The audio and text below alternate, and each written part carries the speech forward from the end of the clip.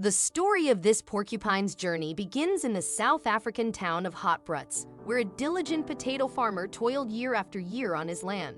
Despite the challenges of farming, he found satisfaction in seeing his crops thrive.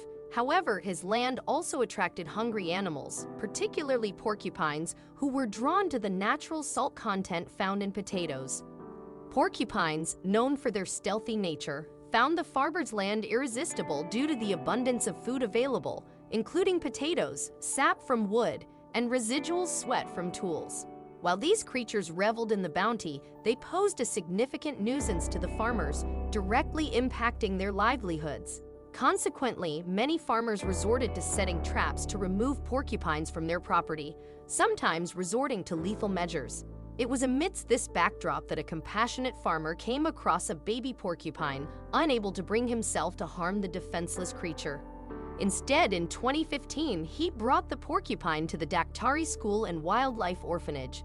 Founded by Ian and Michelle Merrifield, the orphanage is dedicated to the welfare of African wildlife, utilizing their expertise in animal conservation to educate children about the importance of protecting local wildlife.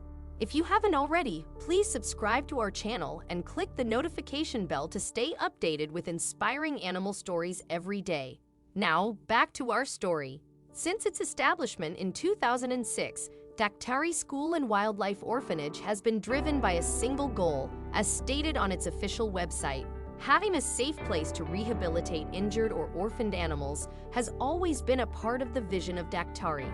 Over the years, it has also become an integral part of educating local children about wildlife conservation. When the farmer found the baby porcupine, he wanted to ensure it would be cared for by someone who shared his compassion. He was delighted that Daktari was willing to take in the orphaned baby. The couple's passion for animals was evident as they named the little porcupine Spiky. Despite not having cared for a porcupine before, they quickly researched how to properly raise the animal. Ian Merrifield, in a 2016 interview with the Dodo, shared the challenges of caring for Spiky.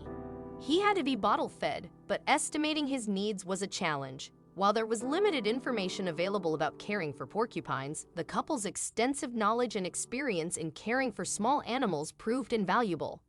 "We used the mammals we had cared for previously as a reference," Ian explained. "We supplemented regular cow's milk with egg yolk and cream. Additionally, we added a crucial ingredient for Spiky's digestion, bacteria that aids in the process. In the initial weeks, this was Spiky's sole diet, which he thoroughly enjoyed. However, as he grew larger, so did his appetite. Transitioning from his milk concoction, Spiky eagerly devoured a diverse mix of diced vegetables, fruits, and porridge." Ian Merrifield reflected on Spiky's personality, noting his love for eating and sleeping, which seemed to define his existence. As Spiky bonded with his new human caregivers and received love and affection from both them and Daktari volunteers, he grew accustomed to being handled.